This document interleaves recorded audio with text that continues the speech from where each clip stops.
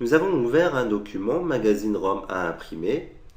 Nous allons à présent préparer ce document pour une impression. La première étape est de vérifier le document afin qu'il soit conforme aux impératifs de l'impression. Nous avons ici en bas une zone qui nous indique qu'il existe deux erreurs dans notre document. Nous allons double-cliquer sur cette zone. Automatiquement, une palette s'ouvre, la palette de contrôle en amont. Les erreurs sont listées ici. Nous avons donc a priori deux erreurs au niveau du texte. Nous allons développer cette zone. Nous avons deux erreurs au niveau du texte, deux erreurs par des excès de texte. Nous allons à nouveau développer et nous pouvons constater que nous avons ici l'indication où sont situées les erreurs.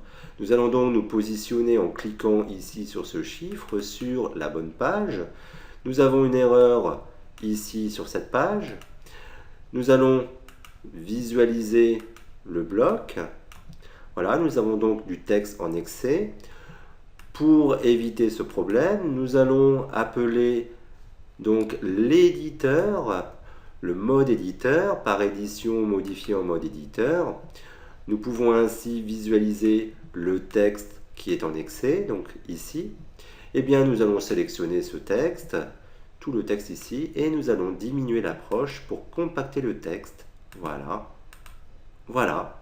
Le texte a été compacté, ce qui nous a permis donc de le caler donc dans le bloc.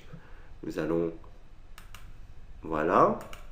Nous allons nous positionner à présent sur l'autre texte en excès, ici. Ici, donc, nous avons un débord qui est dans le tableau. Nous allons augmenter la hauteur du bloc. Voilà. Nous n'avons plus de texte en excès. Nous avons donc détecté ces erreurs grâce à un profil standard. Nous allons à présent créer un nouveau profil. Pour cela, nous allons passer par le menu local de la palette contrôle en amont et nous allons définir des profils. Une boîte apparaît. Ici, un petit plus. Nous allons cliquer sur ce petit plus et nous allons faire un profil pour l'impression. Voilà. Nous nommons donc notre profil. Nous avons ici la possibilité donc de décider quels seront les éléments qui vont analyser donc notre document pour le contrôle. Nous allons par exemple développer ici couleur et nous voulons que l'espace donc des couleurs, l'espace et mode colorimétrique non autorisé soit l'espace ici RVB et l'espace Lab. Voilà. Nous allons réduire ce groupe, nous allons nous positionner à présent dans le groupe images et objets et nous allons indiquer ici que la résolution des images doit être donc au minima de 300 pixels par pouce. Nous n'allons pas définir un maximum par exemple. Voilà. Nous pouvons comme ça donc définir toute une série de paramétrages. Nous allons donc enregistrer ce paramètre en cliquant ici sur le bouton et nous allons valider.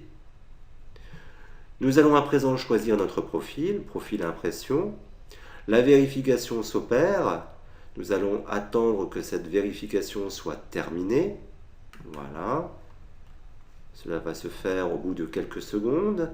Et nous constatons que du coup, nous avons de nouvelles erreurs qui se sont greffées dans notre document puisque nous avons élargi donc l'analyse.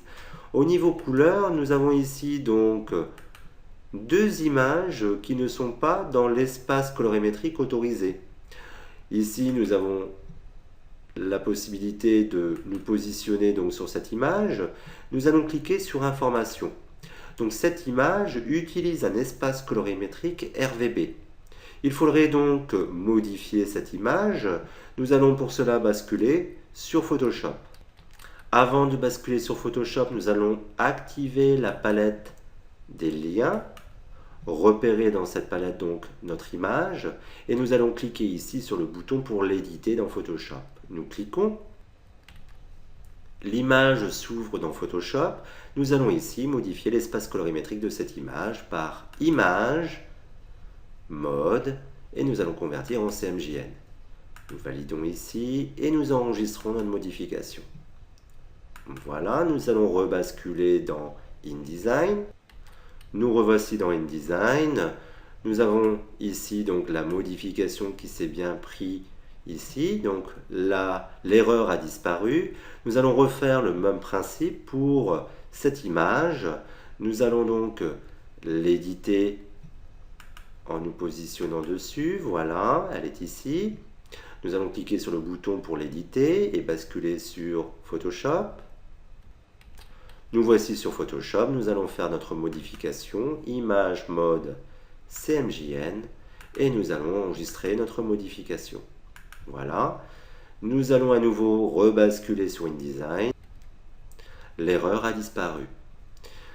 Nous avons donc ici plusieurs erreurs concernant les images et les objets. Nous allons développer des problèmes de résolution sur un certain nombre d'images. Donc nous allons ignorer donc ces différents problèmes. Voilà, car cela nous demanderait beaucoup de travail, mais vous constatez que nous avons comme ça, grâce donc à notre contrôle en amont, la possibilité donc de retrouver toutes les erreurs qui pourraient être intégrées à notre document et éviter tout problème à l'impression.